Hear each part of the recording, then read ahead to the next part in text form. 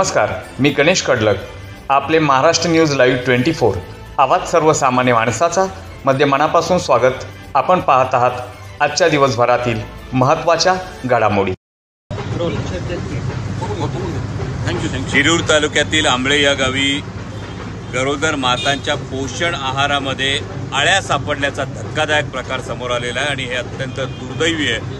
सत्ताधाऱ्यांचं संपूर्ण लक्ष केवळ आणि केवळ निवडणुकांमध्ये असल्यामुळे प्रशासन पूर्णपणे वाऱ्यावर गेलेलं आहे आणि यामध्ये नेमकं पोषण कोणाचं होतं आहे? गरोदर मातांचं आणि पोटातल्या बाळाचं पोषण होण्याऐवजी सत्ताधाऱ्यांच्या जवळचे ठेकेदार आणि संबंधित अधिकारी यांचंच पोषण होतं आहे का, हा महत्त्वाचा प्रश्न आहे. आणि बाजारातून जुना होत असलेला माल पडलेल्या भावाने उचलायचा आणि तो चढ्या भावानं कंत्राटी पद्धतीनं सरकारला द्यायचा, अशा पद्धतीनं हे कंत्राटदारांचं जे उखळ पांढरं होतं आहे, असं उखळ पांढरं करणाऱ्या कंत्राटदारावर ठोस कारवाई करावी अशी मागणी मी माननीय पालकमंत्र्यांकडे करतो आणि त्याचबरोबर महिला बालकल्याण विभागाच्या माध्यमातून सुद्धा या प्रकरणाची सखोल चौकशी करण्यात यावी अशी आमची आग्रही मागणी आहे.